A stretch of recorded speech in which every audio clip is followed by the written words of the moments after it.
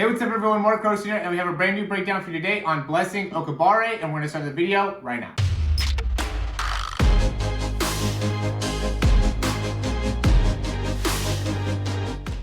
Okay, so this video is from a couple weeks ago. We have Blessing here, who is slowly making herself one of the favorites that should be able to potentially win, or at least you have a good competition in the 100 meter. And this women's 100 meter is still going to be super entertaining to watch, even though we're not going to be able to watch Morey Croson as well. But we'll go ahead and break down Blessing here. And, you know, big thing that really stands out to me with her is just her height is something that, you know, obviously gives her a supreme advantage over everyone. She's 5'11", but another thing that stands out is that she has really just great technique. And this is another example. This is something I've been preaching a lot lately, is the importance of technique. But you can really see this here in this Olympic trial race where, you know, when you compare her sprinting technique and what she's doing primarily here with her arm, you can see some big differences here. So, you know, we could see, for instance, you know, these two women here, you know, this one ends up crossing over to the side a good amount with the arms,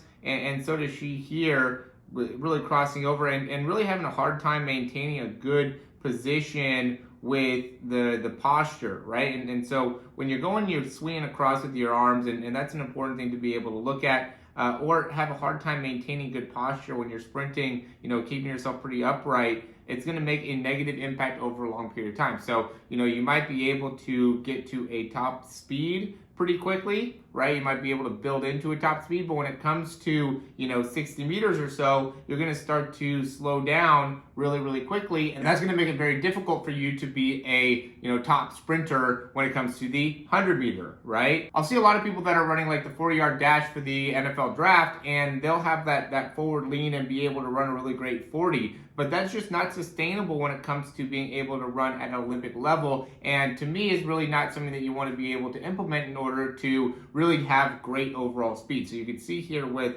Blessing and how she's able to maintain such a great upright position and how she utilizes those front side mechanics. I mean, that's what she is tremendous at, is her leg is all the way straight here, and she still has, you know, probably 3 or 4 inches at least before she's hitting the ground. So she's really able to pull that foot right back behind her and land in such an upright position there. That's one of the best landing positions you could possibly be in any sprinter, women or men.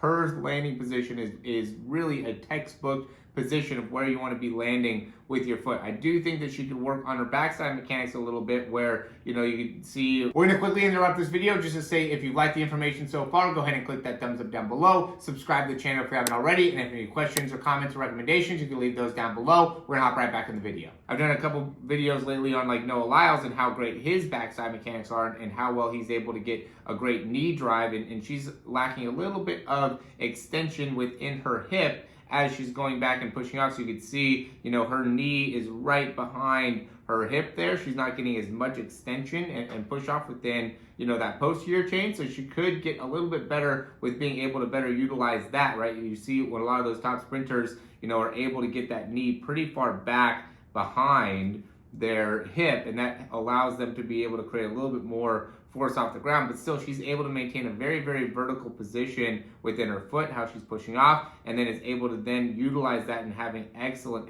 front side mechanics. And again, great job of utilizing her arms. We're seeing some of these other women here, and you can just see the difference in posture, right, where they're all kind of falling forward here and really very tight and tense with their upper bodies, right, and really, because of the tenseness that they have in the upper bodies, they're ended up using a lot of inefficient movement patterns where you can see Blessing is just so nice and smooth with her upper body, which is really assisting her in being able to create a lot of downward force as she's sprinting. So, you know, you really want to be able to emulate the landing position, I would say, and the posture of Blessing, because, you know, both of those things I think are really effective in making sure that you're going to be able to sustain a top end speed very, very well. Because, you know, this is difficult. It's not easy to be able to really pull that foot back underneath like that and be able to do it in a way that can sustain you over the entirety of a race. It gets tiring to be able to hold yourself like that. So you're really utilizing a lot of core. She's utilizing a lot of leg strength and also a lot of arm strength to be able to maintain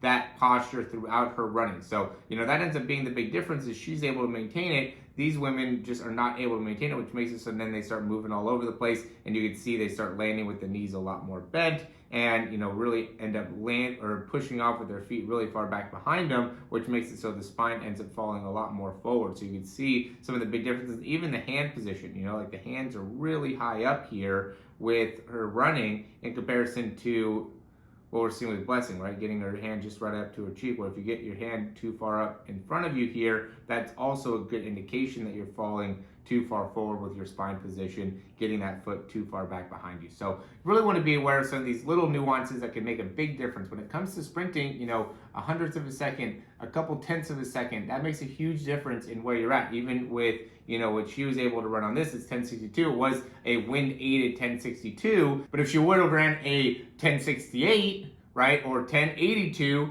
then we wouldn't be making this video, right? It wouldn't have been as big a news. So just a couple tenths of a second, which the amount of time that it takes you to blink is like 3 to 4 tenths of a second. So faster than a blink of an eye ends up being the difference between somebody that is really world-renowned before her time, or somebody that is just, runs another really good time, right? So it ends up coming down to a lot of small nuances is the point of your sprinting. So you have to be able to focus on this stuff. You have to be able to look at yourself actually running. You also have to be able to have some quality coaching to be able to help you in assisting what is it that we need to be able to change within your running form in order to really make it so we can make some positive improvements in a very short period of time. You don't have a long time to be able to get yourself into a position where you're able to really compete for, things like the Olympic trials, the Olympic games. I think there's a lot of people that are watching this channel that have really high aspirations in terms of what it is that they want to accomplish, but then stuck in getting some mediocre results in what they're currently doing within the training program. So if you're looking to have really high expectation and high results and high goals, you have to be able to actually get that within whatever training program that you're doing. If you're getting mediocre results, that's not going to lead to top tier performance. You have to be getting great results in order to get yourself into the position to compete at a Olympic Games, or even to be able to run, in those low 10s,